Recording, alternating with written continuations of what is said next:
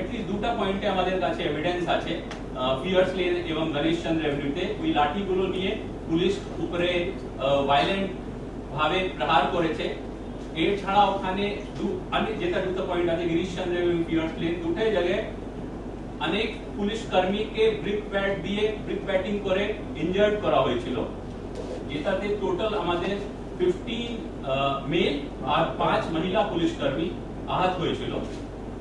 সেই ঘটনা পরিপ্রেক্ষিতে কালকে আমরা 3টা এফআইআর লঞ্চ করেছি, একটা হেয়ার স্ট্রিট থানায়, দুটা বউবাজার থানায়।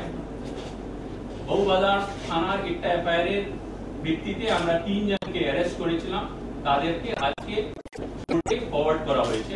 অত্যন্ত সংযতভাবে পুলিশ পরিস্থিতি নিয়ন্ত্রণ করার চেষ্টা করে, কিন্তু প্রচন্ড ধস্তাধস্তি ওরা করে এবং প্রায় কয়েকশো ডিমের টুকরো পচা ডিম সেগুলো সরে আসে আমাদের দিকে। এবং যখন ধস্তাধস্তি হয়েছিল একাধিক সিনিয়র অফিসার, কনস্টেবল থেকে সিনিয়র অফিসার সবাইকে ধাক্কা দেওয়া হয়, বহু লোকের ব্যাচ ছিঁড়ে দেওয়া হয়, কিন্তু সেটা আপনারা দেখেছেন সেখানে পুলিশ কোনো ধরনের কোনো প্ররোচনায় পা দেয়নি এবং অত্যন্ত সংযতভাবে পরিস্থিতি নিয়ন্ত্রণ করেছে। প্রচুর ডিম, প্রচুর গালিগালাজ করা সত্ত্বেও এখানে দুটো জিনিস বলার আছে যে পরিকল্পিতভাবে বারবার পুলিশকে যদি আক্রমণের ঘোষণা করা, এটা কখনোই কাঙ্ক্ষিত নয়।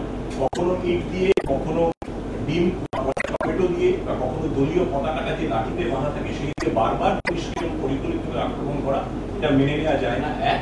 এবং দুই, যে ভর সন্ধ্যেবেলা কলকাতা শহরের কেন্দ্রস্থলে এরকম একটা জনবহুল স্থলে যেখানে পুজোর কেনাকাটা চলছে এবং যেখানে যাত্রীরা ফিরছেন, সেখানে বাইরের প্রচুর লোক জমায়েত করে পরিকল্পিতভাবে একটা গন্ডগোলের বাতাবরণ তৈরি করলে তাতে সেই গন্ডগোলের মধ্যে সাধারণ যারা মানুষ থাকে, পথচারী থাকেন, এলাকার মানুষ, তাদেরও একটা আক্রান্ত হওয়ার সম্ভাবনা থাকে এবং যে কোনো দিন যে কোনো ধরনের বড় অপ্রীতিকর ঘটনা ঘটে যেতে পারে, সেটাও আমরা কালকে দেখলাম।